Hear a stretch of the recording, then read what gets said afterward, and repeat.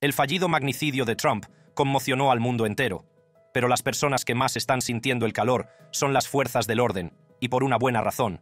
Esta noche, las consecuencias del intento de asesinato de Donald Trump han llegado al servicio secreto, y la directora ha anunciado su dimisión. Para una potencia mundial que cuenta con el FBI, la CIA, el servicio secreto y varios policías, un incidente como este planteará muchas preguntas. ¿Cómo tuvo acceso el tirador para efectuar el disparo incluso después de que los civiles presentes en el mitin dieran la alarma de que había un hombre sospechoso en el tejado? Sí, ver al hombre allí. ¿Había algún tipo de complot? No había seguridad en este lado en absoluto, y aún así, nadie sabe cuál fue el motivo de Thomas Matthew Crooks. Tantas incógnitas, demasiadas incógnitas. El fallido asesinato de Trump. Mira, hemos tenido un año de acontecimientos sin precedentes, empezando por el debate y luego el intento de asesinato. Leon Panetta, exdirector de la CIA y secretario de Defensa con Obama, ha lanzado una seria advertencia a la administración Biden, según ella. Deben revisar urgentemente los fallos en un reciente meeting de Trump para evitar otro atentado. Este llamamiento se produce después de un intento de asesinato contra el expresidente Donald Trump que dejó un muerto y 2 heridos en Butler, Pensilvania. Tras el atentado, la directora del Servicio Secreto de Estados Unidos, Kimberly Chittle, se vio sometida a un intenso escrutinio. Durante una entrevista con ABC News, Chittle asumió toda la responsabilidad por el fallo de seguridad. Este es un suceso que nunca debería haber ocurrido. ¿Quién es el mayor responsable de que esto haya sucedido? Lo que diré es que el Servicio Secreto es responsable de la protección del expresidente. El secretario de Seguridad Nacional, Alejandro Mayorkas, calificó el incidente de fallo de seguridad, pero expresó su confianza en el Servicio Secreto y en su director. El ataque contra Trump, el primero contra un mandatario estadounidense bajo protección del Servicio Secreto desde el atentado contra el presidente Reagan en 1981, ha dejado al descubierto graves vulnerabilidades. El tirador, Thomas Matthew Crooks, de 20 años, aprovechó un descuido crítico, una azotea sin seguridad cerca del mitin. Sí, ver al tipo allí. Ahora, hay serias dudas sobre la planificación y coordinación del servicio secreto, especialmente cuando se preparaban para la Convención Nacional Republicana en Milwaukee. No obstante, Chittle explicó que el servicio secreto estaba a cargo del perímetro interior, mientras que la policía local se encargaba de la zona exterior, incluido el edificio desde el que Crooks lanzó su ataque. A pesar de la presencia policial, el tirador consiguió llegar a la azotea, lo que demuestra que hubo un fallo de coordinación. La policía del municipio de Butler dirigió las preguntas a la policía del estado de Pensilvania, que declaró haber proporcionado todos los recursos solicitados. Entonces, ¿quién tuvo la culpa? En respuesta al ataque, se han intensificado las medidas de seguridad para Trump, el presidente Biden, el vicepresidente Harris y otras personas. Además, Robert F. Kennedy Jr. y el compañero de fórmula de Trump, el senador J.D. Vance, recibirán detalles de seguridad. Un equipo externo llevará a cabo una revisión independiente de los fallos de seguridad para garantizar un escrutinio imparcial. Los legisladores exigen respuestas. El representante James Comer, presidente del Comité de Supervisión de la Cámara de Representantes, ha solicitado información detallada sobre los agentes implicados, las grabaciones del incidente y las directrices de la agencia. Pero no solo los legisladores exigen respuestas. Emilio T. González, exoficial de inteligencia del Ejército y funcionario de Seguridad Nacional, está dando la voz de alarma sobre los fallos clamorosos del servicio secreto en el reciente ataque al mitin de Trump. No se anduvo con rodeos a la hora de denunciar a la agencia por importantes fallos en su planificación y recursos, que dejaron en situación de vulnerabilidad a eventos de alto nivel y a personas clave. Una vez más, González se centró en el descuido más molesto, el fácil acceso del tirador a una azotea. Describió este fallo como un claro indicador de problemas más profundos en el servicio secreto. ¿Cómo pudieron pasar por alto un punto de vista tan crucial? Según González, este tipo de error apunta a una falta de recursos suficientes y a estrategias anticuadas. Pintó un cuadro de una agencia demasiado dispersa, tratando de gestionar múltiples eventos de alto riesgo sin suficiente mano de obra o la última tecnología para garantizar la seguridad de primera categoría. Esta situación, advirtió, pone en grave peligro la seguridad de las personas protegidas y erosiona la confianza pública en las capacidades del servicio secreto. Pero González no se limita a señalar con el dedo, sino que exige que se actúe. Pide una revisión completa de los protocolos de la agencia y un aumento significativo de los recursos. Su mensaje es claro: sin estos cambios, corremos el riesgo de que se repitan estos peligrosos fallos. La apasionada crítica de González añade una voz poderosa a las crecientes peticiones de mejoras rápidas y decisivas tras el terrible incidente. Pero, ¿qué ocurrió exactamente aquel día? Al suelo, al suelo, al suelo. El sábado 13 de junio de 2024, tuvo lugar un impactante intento de asesinato en un mitin en Butler, Pensilvania, dirigido contra el expresidente Donald Trump. Al sonar los disparos, Trump fue sacado del escenario por agentes del servicio secreto, escapando por poco de una lesión grave, ya que una bala le rozó la oreja. El tirador, identificado por el FBI como Thomas Matthew Crooks, de 20 años, fue abatido en el acto por las fuerzas del orden. El ataque dejó un asistente muerto y otros 2 heridos graves. Unas dramáticas imágenes captaron a Trump reaccionando al disparo, agarrándose la oreja y tirándose al suelo. Rápidamente, los agentes del servicio secreto lo rodearon y lo llevaron a un lugar seguro, con sangre visible en el lado derecho de la cabeza. El presidente Joe Biden se dirigió rápidamente a la nación, condenando la violencia e insistiendo en que tales actos no tienen cabida en Estados Unidos. Aunque tenía previsto pasar el fin de semana en Delaware, Biden regresó a Washington para responder al incidente. El expresidente Trump expresó sus oraciones por los heridos y la familia de la persona asesinada. Pero, para sorpresa de algunos, se centró en la importancia de la unidad y la fortaleza en estos tiempos difíciles, y agradeció a todos su apoyo y sus oraciones, reconociendo que la situación podría haber sido mucho peor. El mundo reaccionó rápidamente. El portavoz del Kremlin ruso, Dmitry Peskov, sugirió que el intenso ambiente político en Estados Unidos contribuyó al atentado, mientras que el presidente de China, Xi Jinping, envió sus saludos a Trump. Líderes del Reino Unido, Francia, Canadá, Japón y muchos otros países condenaron la violencia y desearon a Trump una pronta recuperación. En un sentido gesto, Trump autorizó una página de GoFundMe para apoyar a las víctimas del tiroteo. Organizada por Meredith O'Rourke, directora nacional de finanzas de la campaña de Trump para 2024, la recaudación de fondos tiene como objetivo proporcionar ayuda financiera a los heridos y a las familias de los fallecidos, uniendo a la nación en apoyo de los afectados por este trágico suceso. Aún así, la pregunta en la mente de todos es: ¿qué fallos de seguridad permitieron disparar a Trump? No había seguridad en este lado en absoluto. ¿Le sorprende que estando tan cerca del «sí, presidente», no hubiera seguridad? No dejaba de preguntarle, pensándolo ahora, sí.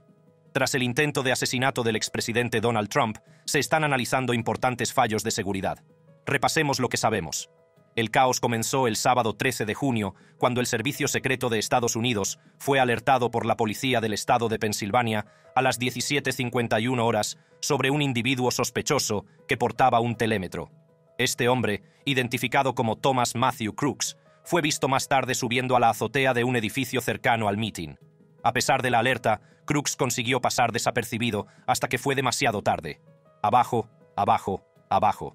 Las imágenes de vídeo y los relatos de los testigos revelan que los asistentes a la manifestación se percataron de la presencia de Crooks e intentaron alertar a las autoridades sobre su comportamiento sospechoso. Los asistentes al mitin alertaron a la policía local de la presencia de una persona sospechosa cerca de una sección del mitin antes de que sonara el disparo. Por desgracia, sus advertencias no fueron atendidas con prontitud. Cuando Trump subió al escenario, Crooks abrió fuego, matando a un hombre e hiriendo a Trump y a otras 2 personas antes de que un francotirador del servicio secreto lo neutralizara.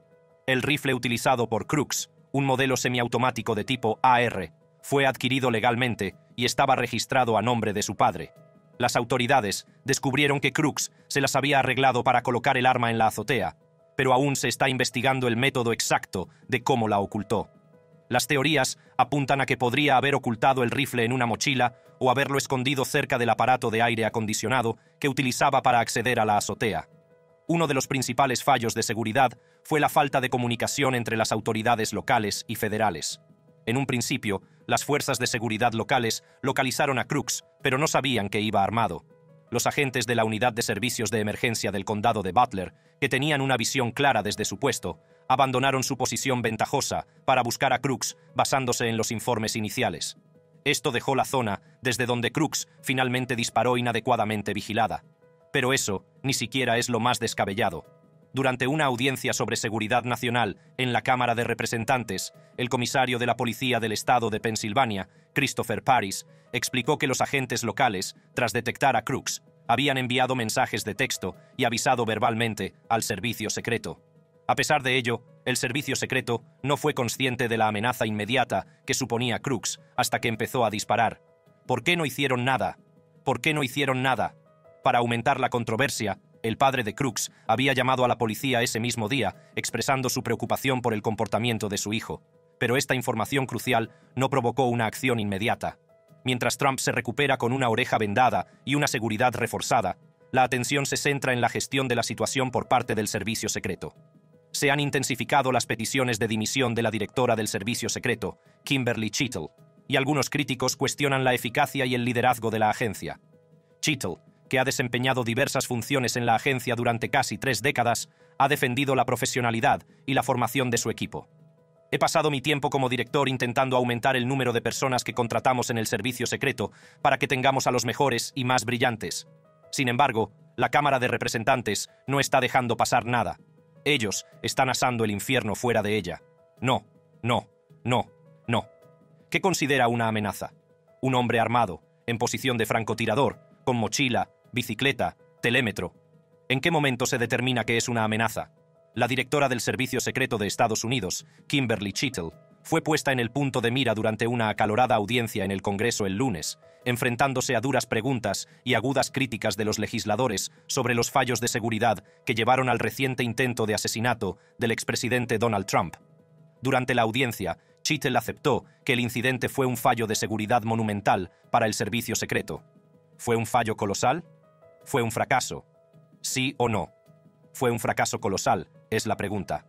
¿Sí o no? Esta es una serie de preguntas de sí o no. ¿Fue un fracaso colosal? ¿Sí o no? Sí. Lo describió como el fallo operativo más importante de la historia de la agencia, comparándolo incluso con el intento fallido de asesinato del presidente Ronald Reagan en 1981. A pesar de reconocer la gravedad de la situación, Chittle se mantuvo firme, negándose a dimitir e insistiendo en que era la mejor persona para dirigir la agencia. La presión aumentó cuando legisladores de ambos partidos interrogaron a Chittle. El representante Jamie Raskin, un demócrata prominente, cuestionó por qué Chittle debía permanecer en su puesto dada la enorme supervisión. Directora Chittle, no queremos perder a un candidato presidencial por un ataque con una R-15. Pero Chittle defendió su larga permanencia en el servicio secreto, señalando su dedicación y experiencia. La frustración entre los legisladores era evidente, y las respuestas de Chittle fueron a menudo vagas y evasivas, dejando muchas preguntas sin respuesta. A los legisladores les preocupaba especialmente por qué no había agentes apostados en la azotea donde Crooks disparó, o por qué no hubo una respuesta inmediata cuando Crooks fue visto con un rifle. Chittle evitó dar respuestas claras, citando la investigación en curso del FBI como una razón para su renuencia. ¿Se enfrentaron a él? ¿Se acercaron a él? ¿Hablaron con él? No tengo esos detalles en este momento. Son detalles importantes. La representante republicana Nancy Mace no se contuvo. Criticó duramente a Chittle, calificando el fracaso de error colosal y acusándola de no cooperar. Hoy estás llena de mierda. Hoy estás siendo completamente deshonesto. El representante Ro Khanna también intervino, señalando que el director del servicio secreto durante el intento de asesinato de Reagan finalmente dimitió. Preguntó a Chittle si realmente creía que su liderazgo continuado era lo mejor para la nación en este momento crítico. Pero a pesar de las reticencias de Chittle, finalmente decidió dimitir. Anunció su marcha en un sentido correo electrónico a su personal, en el que asumía toda la responsabilidad por el fallo de seguridad y expresaba su decisión de dimitir. ¿Ven las noticias de última hora en su pantalla en este momento? También es la prensa la que confirma que un correo electrónico interno enviado por Kimberly Chittle a los miembros del servicio secreto anuncia su dimisión. Esta dimisión se produce justo un día después del intenso interrogatorio del Congreso, lo que supone un cambio significativo en la cúpula de la agencia. Pero la dimisión de Chittle no es el final del escrutinio del servicio secreto. Con nuevas investigaciones en el horizonte y la Convención Nacional Demócrata a la vuelta de la esquina, la agencia se enfrenta a continuas presiones para que aborde sus fallos y aplique las reformas necesarias. Mientras tanto, se ha producido un aumento de las amenazas en línea desde el atentado, y esto también ha suscitado preocupación. El director adjunto del FBI, Paul Abate, informó de un repunte de las conversaciones violentas, señalando la necesidad de mejorar las medidas de vigilancia y respuesta. Aunque la Convención Nacional Republicana ya ha pasado, las fuerzas del orden han señalado algunos problemas. Por ejemplo, las leyes de portación abierta de Wisconsin dificultan la labor policial. El jefe de policía Jeffrey Norman señaló que la ciudad no puede restringir las armas debido a estas leyes, lo que dificulta el control del acceso a las armas de fuego en los eventos. El intento de asesinato ha influido innegablemente en el RNC, pero a pesar de las ideas iniciales de retrasar su viaje, Trump decidió seguir adelante con sus planes. El atentado también ha unido a los republicanos, reuniendo apoyos en torno a Trump mientras se prepara para ser designado oficialmente candidato presidencial del Partido Republicano. Se esperaba que este sentimiento de unidad y determinación fuera un tema clave en la convención. Sin embargo, la situación de la seguridad será vigilada de cerca. La presencia de armas de fuego, debido a las leyes de portación abierta de Wisconsin, significa que la seguridad de la convención será objeto de un intenso escrutinio que afectará a la forma en que se gestione el evento y se controle a los asistentes. Pero ahora que la convención republicana ha pasado, todas las miradas están puestas en la convención nacional demócrata. Sin embargo, antes de entrar en materia, hablemos de el hombre detrás de la pistola. 6 pies 4. Voy a Universidad de Stanford. Tengo un pene de 10 pulgadas. Y Thomas Matthew Crooks, el joven de 20 años acusado de disparar contra el expresidente Donald Trump durante un acto de campaña en Butler, Pensilvania, ha acaparado la atención pública por la complejidad y gravedad de sus acciones. Crooks, que se graduó en el Bethel Park High School en 2022, fue celebrado por sus logros académicos, incluido el premio National Math and Science Initiative Star Award. Continuó su educación en el Community College of Allegheny County, donde obtuvo un título asociado en ciencias de la ingeniería. A pesar de estos logros, su vida personal parecía caracterizarse por las dificultades sociales y el aislamiento. Sus compañeros de clase describían una imagen contradictoria. Algunos informaban de que Crooks sufría acoso escolar con frecuencia. Un niño que siempre estaba solo, siempre fue intimidado todos los días. Otros señalaron que era un individuo socialmente torpe, pero esencialmente amable. Es como cualquier persona normal. Así que la pregunta es, ¿a quién debemos creer? El 13 de julio de 2024, Crooks utilizó un rifle de estilo AR, que se cree que era propiedad legal de su padre, para disparar a Trump desde el tejado de un edificio cercano al mitin. Esta posición, no asegurada adecuadamente, le permitió disparar contra Trump, causando graves heridas al expresidente y la muerte de uno de los asistentes, Cory Comperatore. El servicio secreto respondió matando a Crooks poco después de que iniciara su ataque. Además, su historial de búsquedas reveló que había buscado información sobre el mitin de Trump, así como fechas de la Convención Nacional Demócrata y otros actos de Trump. También guardó fotos de varios políticos, incluidos Trump y Biden, lo que sugiere que estaba vigilando a múltiples figuras políticas. De hecho, existe la posibilidad de que Trump fuera solo una víctima de conveniencia, siendo que el mitin de Trump fue en una fecha y lugar más cercanos a Crooks que el de Biden. Sin embargo, a pesar de estas banderas rojas, Crooks no estaba en el radar del FBI antes del tiroteo. Y en realidad, lo único que el FBI ha podido identificar es el ADN y los datos biométricos de Crooks, porque sus motivos y conexiones siguen siendo imposibles de determinar. Sus afiliaciones políticas se suman a la confusión. Aunque estaba registrado como republicano, hizo una pequeña donación a una campaña de contacto con votantes demócratas en 2021. Esta contradicción sugiere un posible conflicto interno en relación con sus creencias políticas. La conexión entre Crooks y las afiliaciones políticas de su familia complica aún más el caso. Su padre, Matthew Crooks, fue identificado en una base de datos de la campaña de Trump de 2016 como un potencial votante indeciso al que se dirigían mensajes a favor de las armas. Esta alineación con los valores conservadores y la retórica a favor de las armas puede haber influido en las opiniones de Crooks. Además, Crooks apareció accidentalmente en un anuncio de BlackRock, filmado en su instituto en 2022. Aunque esta conexión es indirecta, es realmente interesante porque hay mucha conspiración en torno a BlackRock. Pero esa es una historia para otro día. Desde entonces, BlackRock ha retirado el anuncio y ha facilitado las imágenes a las fuerzas de seguridad para que las investiguen. Es obvio que Thomas Matthew Crooks ha dejado a mucha gente perpleja. Algunos de sus antiguos compañeros de clase lo recuerdan como un estudiante tranquilo y melindroso. Jason Kohler, que habló en la televisión nacional, describió a Crooks como un marginado que a menudo llevaba ropa de caza a la escuela. Kohler no conocía bien a Crooks, pero destacó su condición de marginado. Se sentaba solo en el almuerzo, era un marginado. Sin embargo, otros compañeros de clase pintan un cuadro diferente. Mark Sigafus recordaba a Crooks como un estudiante perspicaz, amable y apasionado por el gobierno y la economía.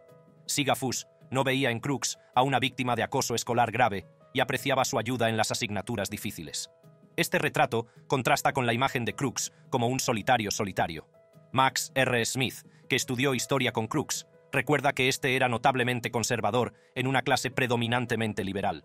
A pesar de ello, Smith se sintió conmocionado por las acciones de Crooks, pues le resultaba difícil relacionar al tranquilo estudiante que conocía con el acto violento que cometió. Sara D'Angelo, otra antigua compañera de clase, describió a Crooks como una persona que tenía unos pocos amigos, pero que no formaba parte de un gran grupo social. Ella dijo que Crooks nunca expresó fuertes opiniones políticas o cualquier hostilidad hacia Trump, añadiendo a la confusión sobre sus motivos. Algunas personas no encajan tanto como otras. Jameson Myers, que se graduó con Crooks, lo describió como un buen chico, que no era popular pero tampoco sufría acoso escolar. A Myers le sorprendieron las acciones de Crooks, diciendo que parecía un estudiante corriente. Crooks también trabajó en el Centro de Enfermería Especializada y Rehabilitación de Bethel Park como ayudante dietético. Su antigua empleadora, Marcy Grimm, se mostró conmocionada por la noticia y confirmó que Crooks tenía los antecedentes limpios y realizaba bien su trabajo. Vincent Taormina, un amigo desde la escuela media hasta la secundaria, recordó un desacuerdo con Crooks sobre Trump. Taormina dijo que Crooks tenía opiniones críticas sobre los políticos en general, pero nunca se mostró hostil o aislado. Los relatos contradictorios de quienes conocieron a Crooks muestran la dificultad de entender sus acciones. Mientras que algunos lo veían como un estudiante amable e inteligente, otros lo recuerdan como un individuo callado y aislado. El distrito escolar de Bethel Park está cooperando con la investigación, tratando de averiguar cómo alguien que parecía un estudiante corriente pudo cometer un delito tan grave. Sin embargo, algo interesante sobre Crook era su conexión con Ethan Crumbley. Al parecer, buscaba su crimen. Ethan Crumbley, con solo 15 años, usó una pistola que le regalaron sus padres, James y Jennifer Crumbley, en un tiroteo escolar. El 30 de noviembre de 2021, 4 hermosas personas fueron arrebatadas de esta tierra y otras 7 resultaron heridas en un acto de maldad sin sentido. Creo que el tirador de Oxford High School debe permanecer en la cárcel por el resto de su vida y ser condenado a cadena perpetua sin posibilidad de libertad condicional. Los padres habían ignorado múltiples advertencias sobre el comportamiento perturbador de su hijo y no aseguraron el arma de fuego. Esto les llevó a ser acusados de homicidio involuntario. Fue una acción legal sin precedentes que puso en el punto de mira la negligencia de los padres. Los primeros padres de este país, considerados penalmente responsables del tiroteo en la escuela de su hijo, van a ser condenados. La pregunta ahora es, ¿se enfrentarán los padres de Crooks a consecuencias similares a las de los Crumbleys? El debate continúa, ya que algunos sostienen que debería examinarse la responsabilidad de los padres, mientras que otros señalan los fallos de seguridad como el verdadero problema. Pero mientras se desarrollan las elecciones del 20D, el reciente atentado contra Donald Trump ha sacudido la política estadounidense, intensificando las divisiones ya existentes y alterando la carrera presidencial de 2024. Cuando Trump fue atacado en un mitin de campaña, salió del incidente con una dramática muestra de desafío. Mientras era retirado por la seguridad, bombeó su puño mientras sus partidarios coreaban «USA, USA, USA». Este audaz gesto le ha llevado al primer plano de la cobertura mediática, convirtiéndole en una figura central mientras se dirigía a la Convención Nacional Republicana, donde su nominación ya era casi segura. Para el presidente Joe Biden, este cambio es un arma de doble filo. Aunque el protagonismo de Trump podría ayudar a desviar la atención de los propios retos de Biden, también supone una oportunidad. Los demócratas esperan que señalar el extremismo y los problemas legales de Trump, incluido su controvertido plan Proyecto 2025, ayude a alejar de él a los votantes indecisos. El objetivo es desviar la atención de la aptitud de Biden para el cargo a los vínculos y políticas problemáticas de Trump. A pesar de ser la víctima de este ataque, el historial de Trump con la violencia política complica su posición. Sus acciones han alentado anteriormente comportamientos violentos, desde la insurrección del 6 de enero hasta las amenazas contra jueces y jurados. Incluso después del tiroteo, los partidarios de Trump mostraron un comportamiento agresivo, incluyendo el intento de asaltar zonas de medios de comunicación. Trump ha respondido al incidente con un llamamiento a la unidad, pero dado su historial de alimentar las teorías de la conspiración y la retórica divisiva, es incierto si esto conducirá a un cambio real en su enfoque. Su base ha reaccionado rápidamente con violencia a las amenazas percibidas, y el tiroteo solo puede aumentar estas tensiones. A medida que se acercan las elecciones de 2024, este suceso podría suponer un punto de inflexión, obligando a ambos candidatos a abordar el fracturado estado del discurso político y a trabajar por un entorno político más unificado y pacífico. Sin embargo, es más fácil decirlo que hacerlo, ya que algunos republicanos se han apresurado a culpar a los demócratas, incluso antes de que se conozcan todos los detalles del atentado. Como he señalado antes, horas después del incidente, Trump hizo un llamamiento a la unidad en las redes sociales, instando a los estadounidenses a mantenerse unidos y fuertes. A pesar de este llamamiento a la calma, muchos de sus aliados rápidamente señalaron a los demócratas y liberales, sugiriendo que su retórica podría haber inspirado el ataque. El representante Mike Collins, de Georgia, propuso incluso que el presidente Joe Biden fuera acusado de incitar a la violencia. Aunque los principales líderes del Congreso de ambos partidos condenaron el atentado e hicieron un llamamiento a la unidad nacional, algunos republicanos lo vieron como una oportunidad para criticar a la izquierda. El senador Rick Scott, de Florida, argumentó que el tiroteo fue alimentado por la histeria de los demócratas que han criticado duramente a Trump. El líder de la mayoría en la Cámara de Representantes, Steve Scalise, que sobrevivió a un tiroteo por motivos políticos en 2017, también vinculó el ataque a la acalorada retórica sobre el posible regreso de Trump al poder.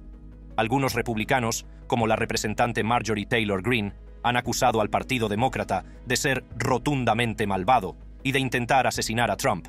El senador J.D. Vance y el senador Tim Scott se han hecho eco de estos sentimientos, sugiriendo que el retrato de la izquierda de Trump como una amenaza para la democracia podría haber impulsado la violencia.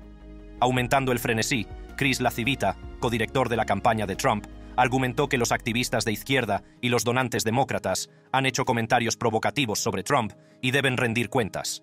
Brad Parscale, director de la campaña de Trump para 2020, llegó a sugerir que el ataque podría formar parte de un complot del Estado profundo. No todos los republicanos se suman al juego de las culpas. El senador Lindsey Graham, por ejemplo, se centró en el hecho de que Trump sobrevivió y sugirió que el país debería unirse en lugar de señalar con el dedo.